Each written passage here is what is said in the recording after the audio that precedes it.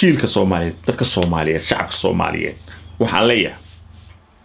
waxa aan maqlaysaan ee siyaasiyiinta nagu beesha ah iyo kuwa nagu beesha ahayn ba ay sheegayaan waa been iyo dacaayad waa afka baarkiisa waa hadal aan xalaal ba ahayn saadarte warka joog qabla muwa Ibrahim Garra wuxuu yiri midigtaadu yay noqon mid tolkeed u muruq weyn murjunkaaga yuu noqon migli dila walaalkii magacaaga yuu noqon mid xumaan ka baraka ah sida macaawisaha qaar nimo maalin yuu xiran hadba kii muraalihi hoo noqon maqaarsaar mar waxaad dhimisiyo majin qaada hoo dhiman ha ka talin masiibiyo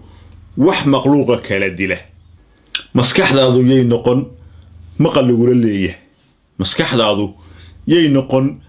maqal lagula leeyahay yaan toban muftaax iyo lagu furin masaabiir waxaad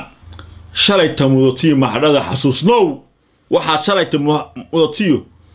mahadhada xasuusnow halkuu qorigo kaa muday mar labaad lugtaadiyo cagta yaani kula marin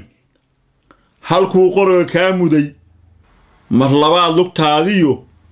cagtu yaani kula marin maskaxdaadu yay noqon maqal lagula leeyahay yaan toban muftaax iyo lagu furin masaabiir siyaasiga Soomaaliyeed dad maqashaan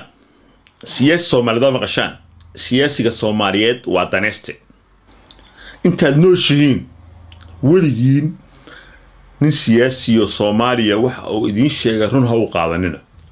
waa tan aan sameeyay mahmaa cusub horta inaga hadaan jiilka Soomaaliyeed nahay jiilka cusub waxaan ka yaabay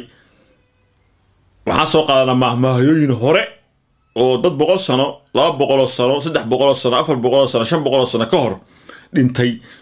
waxa ku maamaayay xigmadahoodii ayaa soo qaadanaa taa waxay ka dhigan tahay inagu maskaxdeena inta tuujin wax kama soo saarno